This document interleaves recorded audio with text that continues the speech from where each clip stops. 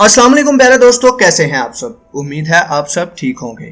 प्यारे दोस्तों, कौम लूत ने ऐसी बुराई को इजाद किया जो उनसे पहले किसी कौम ने इजाद ना की। वो कौन सी ऐसी बुराई थी जिसको उन्होंने इजाद किया और उसके बाद उनका क्या अंजाम हुआ, यही आज की हमारी इस वीडियो का टॉपिक है। वीडियो को आगे बढ़ाने से पहले आप लोगों से एक छोटी सी रिक्वेस्ट है कि वीडियो को लाइक और चैनल को सब्सक्राइब करना मत भूलिएगा। तारीख के मुताले से पता चलता है कि उर्दन, शाम और इसराइल के दरमियान एक इलाका था जो इंतहाई जरखेज और मुतमद्दन था। इसी इलाके में सदूम के नाम से एक मशहूर शहर आबाद था जिसकी बस्तियां नहायत सरसब्जो शादाब थी और वहाँ तरह तरह के अनाज, जो फल और मेवे भी बकसरत पैदा होते थे। शहर की खुशहाली की वजह से अक्सर लोग मेहमान बनकर उन आबादियों में आ जाया करते थे और शहर के लोगों को उनकी मेहमान नवाजी करना पड़ती थी। शहर के लोग मेहमानों की हद दर्जा आमद से कभी कभी बहुत तंग आ जाते थे। उनकी मेहमान नवाजी से उकताहट और बेजारी को देखते हुए शैतान को मौका मिल गया और उसने एक ऐसा घिनौना खेल खेला जिसकी मिसाल माजी में कहीं नहीं मिलती। शैतान एक इंसान की सूरत में नमूदार हुआ और उन लोगों से कहा कि अगर तुम लोग मेहमानों की आमद से निजात चाहते हो तो उसकी हद तो ये है कि जब भी कोई मेहमान तुम्हारी बस्ती में आए तो तुम लोग जबरदस्ती उसके साथ अपनी शहवत को तस्कीन करो, तो तुम इस मेहमान नवाजी के बोझ से जान छुड़ा सकते हो। इस तरह उन लोगों ने रफ्ता रफ्ता इस बुरे काम का आगाज किया और बहुत जल्द ये लोग हम जिन्स परस्ती के इस कदर आदी हो गए कि औरतों को छोड़कर मर्दों से अपनी शहवत पूरी करने लगे। इसके अलावा भी ये कौम हद दर्जा अखलाक से गिर गई कि ये मुसाफिरों को लूट लेते, सरेआम धोखाबाजी करते। गर्ज ये कि सब बुराइयां इस कौम में पाई जाने लगी और इनमें सबसे घटिया काम हम जिन्स परस्ती था जिसमें ये कौम मुब्तला थी। कोई भी महफिल इस काम के बगैर अधूरी समझी जाती थी। खासकर मुसाफिरों में से कोई खूबसूरत लड़का होता तो ये लोग उसे भी अपना शिकार बना लेते। प्यारे दोस्तों, मुख्तलिफ कौमों की तरफ मुख्तलिफ अनबिया किराम को उनकी इस्लाह के लिए भेजा गया। इस कौम की तरफ अल्लाह ताला ने हजरत लूत अलैहिस्सलाम को उनकी रहनुमाई के लिए भेजा। हजरत लूत अलैहिस्सलाम के वालिद का नाम हारान था जो तारीख के बेटे और हजरत इब्राहीम अलैहिस्सलाम के सगे भाई थे, यानी हजरत लूत अलैहिस्सलाम हजरत इब्राहीम अलैहिस्सलाम के भतीजे थे। आप अलैहिस्सलाम हजरत इब्राहीम अलैहिस्सलाम पर सबसे पहले ईमान लाने वालों में शामिल हैं। नेज आप अलैहिस्सलाम हजरत इब्राहीम अलैहिस्सलाम ही के जमाने में अहले सदूम की रहनुमाई के लिए नबूवत के मनसब पर फाइज हुए। वालिद हारान के इंतकाल के बाद हजरत लूत अलैहिस्सलाम अपने चचा हजरत इब्राहीम अलैहिस्सलाम के साथ बाबिल में मुकीम रहे और फिर एक अरसे बाद सदूम नामी शहर में आबाद हो गए। दोस्तों, हजरत लूत अलैहिस्सलाम की कौम का जिक्र कुरान मजीद में कुछ इस तरह किया गया है कि तुम वो बेहयाई करते हो जो तुमसे पहले जहां में किसी ने न की। तुम औरतों के होते मर्दों के पास जाते हो,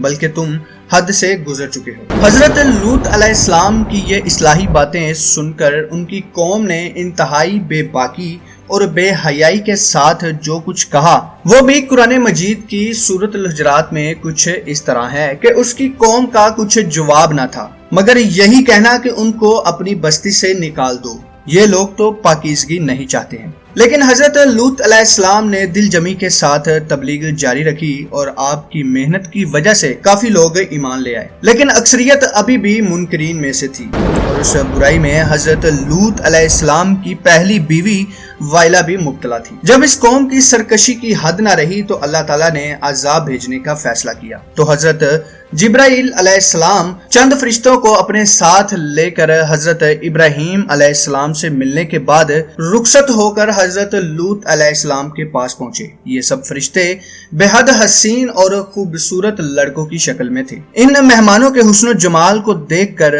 और अपनी कौम की बदकारी का ख्याल करके हजरत लूत अलैहिस्सलाम फिक्रमंद हो गए। थोड़ी ही देर में कौम नूह के मर्दों ने लूत अलैहिस्सलाम के घर का मुहासरा कर लिया और बदतरीन بدترین فعل کے ارادے سے دیوار پر چڑھنے لگے۔ حضرت لوط علیہ السلام نے نہایت دلجمی کے ساتھ لوگوں کو سمجھانا اور اس گناہگار کام سے منع کرنا شروع کر دیا، مگر یہ باغی اور سرکش قوم اپنے کام سے باز نہ آئی۔ حضرت لوط علیہ السلام نے اپنے مہمانوں پر دروازہ بند کر لیا، مگر آئے انہوں نے دروازے کو توڑا اور اندر داخل ہو گئے۔ حضرت جبرائیل علیہ السلام نے اللہ کے حکم سے ان کی آنکھوں پر ضرب لگائی تو وہ لوگ اندھے ہو گئے۔ انہوں نے کہا کہ لوط تم ہمارے پاس جادوگر لے کر آئے ہو۔ انہوں نے بڑی دھمکیاں دی اور آپ علیہ السلام بھی دل میں فکر مند ہوئے کہ جب یہ مہمان چلے جائیں گے تو میری امت مجھے اذیت دے گی۔ فرشتے اب تک یہ منظر خاموشی سے دیکھتے رہے۔ جب ان باغیوں کی گستاخی اور حضرت لوط علیہ السلام کی پریشانی اور بے بسی کی انتہا ہو گئی تو حضرت جبرائیل علیہ السلام نے کہا کہ آپ گھبرائے نہیں، مجھے اللہ تعالیٰ نے آپ کی طرف بھیجا ہے۔ اے لوط تم اپنے اہل و عیال کو لو اور یہاں سے دور چلے جاؤ اور پیچھے مڑ کر مت دیکھنا، دروازہ کھول دو اور ان کو آگے آنے دو۔ اب ان ظالموں کی مہلت کی گھڑیاں ختم ہو گئی ہیں، صرف صبح ہونے کی دیر ہے اور صبح کے طلوع ہونے میں اب زیادہ وقت نہیں رہا۔ دوستو سورہ ہود میں مذکور قرآن مجید کے الفاظ ہیں جس کا ترجمہ کچھ یوں ہے: جب ہمارے بھیجے ہوئے فرشتے لوط علیہ السلام کے پاس پہنچے تو وہ بہت غمگین ہوئے، کیونکہ انہوں نے فرشتوں کو پہچانا نہ تھا۔ وہ سمجھے کہ وہ انسان ہیں اور اپنی قوم کی عادت سے واقف تھے۔ کہنے لگے کہ آج کا دن بڑی مصیبت کا ہے۔ حضرت لوط علیہ السلام نے اپنی قوم سے کہا کہ اے میری قوم، یہ میری بیٹیاں موجود ہیں، یعنی تم ان سے نکاح کرو، تمہارے لیے زیادہ پاکیزہ ہیں، اور اللہ سے ڈرو اور میرے مہمانوں کے معاملے میں مجھے رسوا نہ کیا کرو، تم میں کوئی بھی بھلا آدمی نہیں ہے۔ وہ بولے اے لوط تم جانتے ہو کہ ہم کو تمہاری بیٹیوں سے کوئی غرض نہیں ہے اور تم خوب جانتے ہو جو ہم چاہتے ہیں۔ اس موقع پر لوط علیہ السلام نے انتہائی گھبراہٹ اور پریشانی کے عالم میں کہا کہ کاش مجھ میں تم سے تنہا مقابلہ کرنے کی طاقت ہوتی، کوئی طاقتور اور مضبوط پناہ دینے والا ہوتا۔ تو فرشتوں نے اپنے آپ کو بے نقاب کر دیا اور کہنے لگے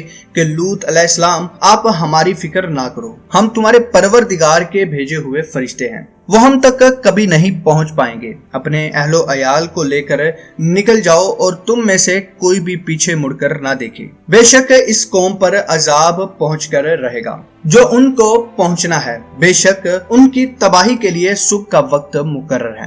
جب ہمارا حکم پہنچا تو ہم نے ان کی بستی کو الٹ پلٹ کے رکھ دیا، اس بستی کو اٹھا کر بلندی سے زمین پر الٹا کر پٹک دیا، پھر ان پر پتھروں کی بارش کر دی۔ ہر پتھر خدا کی طرف سے نامزد کیا ہوا تھا اور اس پر نام بھی لکھا ہوا تھا۔ پیارے دوستو شہر سدوم کچھ زیادہ دور نہیں ہے، مکہ سے شام کا سفر کرتے وقت راستے میں پڑتا ہے۔ حضرت لوط علیہ السلام نے اللہ کے حکم سے گھر والوں اور مومنین کو ہمراہ لے کر بستی سے باہر نکل گئے کہ حضرت جبرائیل علیہ السلام اس شہر کو اپنے پروں پر اٹھا کر آسمان کی طرف بلند ہوئے اور کچھ اوپر جا کر ان بستیوں کو الٹ دیا۔ یہ آبادیاں زمین پر گر کر چکنا چور ہو کر بکھر گئی۔ دوستو قوم لوط کے تمام لوگ مر گئے اور ان کی لاشیں بھی ٹکڑے ٹکڑے ہو کر بکھر گئی۔ عین اس وقت جب یہ شہر الٹ پلٹ رہا تھا تو حضرت لوط علیہ السلام کی بیوی جس کا نام وائلہ تھا، جو در حقیقت منافقین اور قوم کے بدکاروں سے محبت رکھتی تھی، اس نے پیچھے مڑ کر دیکھ لیا اور وہ بھی وہیں ہلاک ہو گئی۔ قرآن مجید میں حق تعالیٰ سورت اعراف میں ارشاد فرماتے ہیں کہ ہم نے اسے اور اس کے گھر والوں کو نجات دی، مگر ان کی عورت جانے والوں میں سے ہوئی، اور ہم نے اس پر بھی پتھر برسایا تو دیکھو اس کا کیسا انجام ہوا۔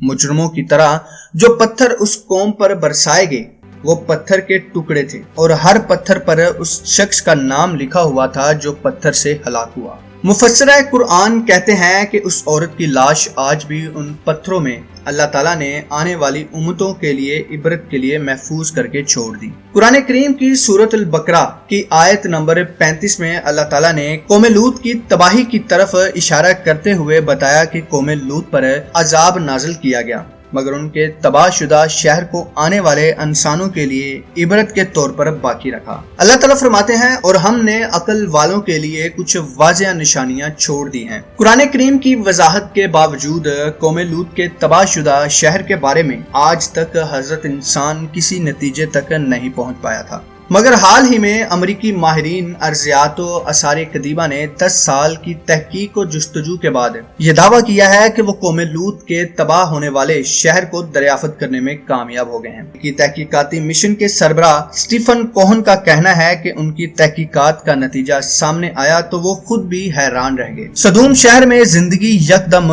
خم اور ختم ہوئی تھی، اور غور کیا جائے تو یہی 1400 برس پہلے قرآن کریم میں بھی بتا دیا گیا تھا کہ جب اس شہر کے باسی اپنی عیش و عشرت اور سرکشیوں میں حد سے گزر گئے تو ایک رات کو اللہ تعالیٰ کے حکم سے جبرائیل علیہ السلام نے اس پوری بستی کو الٹا کر رکھ دی اور یہاں پر یکدم زندگی کا خاتمہ ہو گیا۔ امریکی ٹیم نے اس شہر کے 2 حصوں کی نشاندہی کی ہے، جبکہ آج سے 14 صدیاں قبل قرآن مجید نے بھی اس کے 2 حصوں کی نشاندہی کی ہے۔ وہ تمام نشانیاں پوری ہوئی ہیں جو 1400 برس قبل قرآن کریم میں اللہ تعالیٰ نے بیان فرما دی تھی۔ حضرت لوط علیہ السلام کی بیوی کو عبرت کا نشان بنا دیا گیا تھا، بعض روایات کے مطابق پتھر کی بنا دیا گیا، اور اس کا بت ابھی تک بحیرہ مردار کے پاس موجود ہے۔ پیارے دوستو، اس سے کچھ نکات ضرور واضح ہوتے ہیں کہ جو اللہ تعالیٰ کی نافرمانی کرے گا وہ اللہ کے عذاب کا ضرور حقدار بنے گا، اور کسی کی نیکی دوسرے کے کام نہیں آ سکتی،